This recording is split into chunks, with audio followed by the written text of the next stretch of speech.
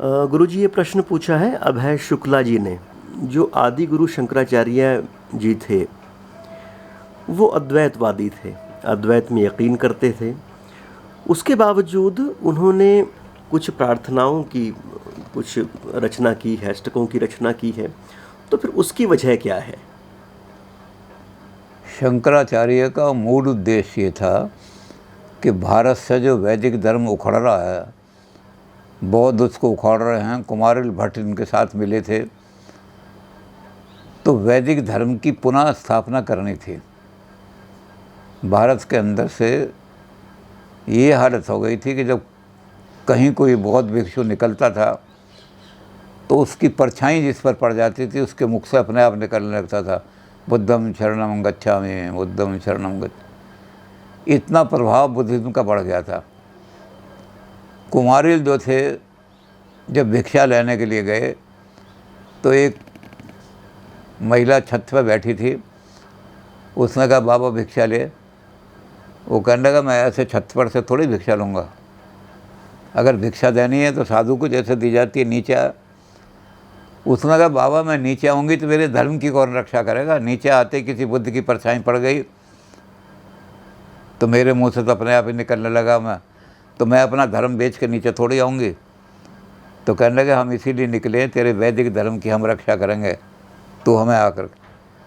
तो शंकराचार्य ने सैद्धांतिक दृष्टि से बौद्धों को परास्त करने के लिए, ये सिद्धांतिक दृष्टि है, सैद्धांतिक दृष्टि से यानी दार्शनिक दृष्टि से बौद्धों पर आक्रमण करने के लिए उन्होंने अद्वैत वेदांत का लिखा।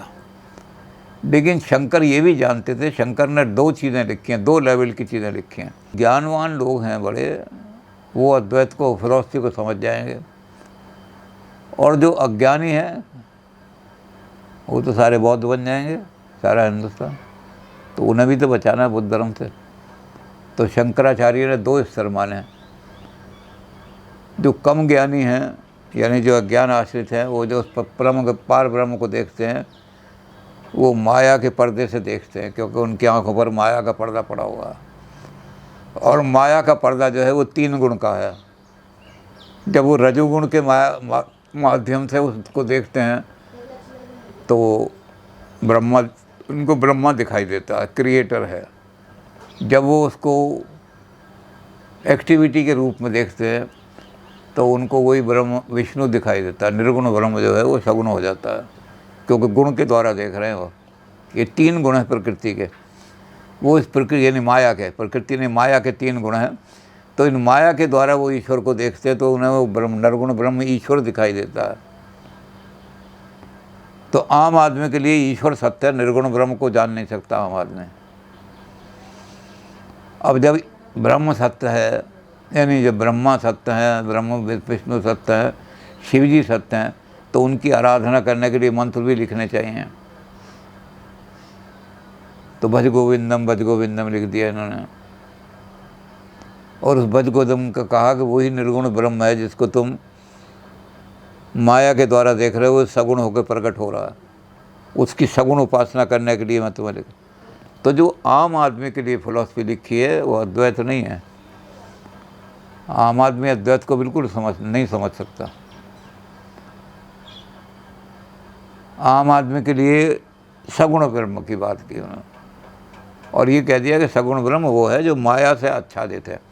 इसलिए जो आदमी माया से ऊपर नहीं उठ सकते वो ईश्वर को इस 3 रूप में देखेंगे।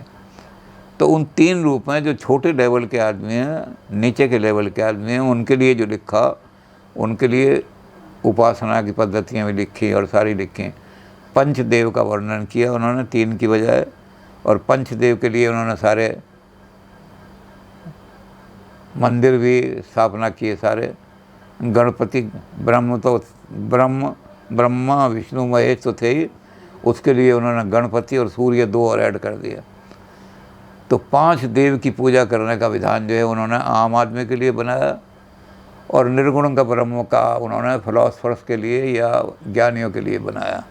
तो ये दोनों तरह के लेवल पर आदमी को बौद्ध धर्म से बचाना था। सारे के सारे बौद्धिस्ट हुए जा रहे थे, दोनों स्तर पर बचाना था।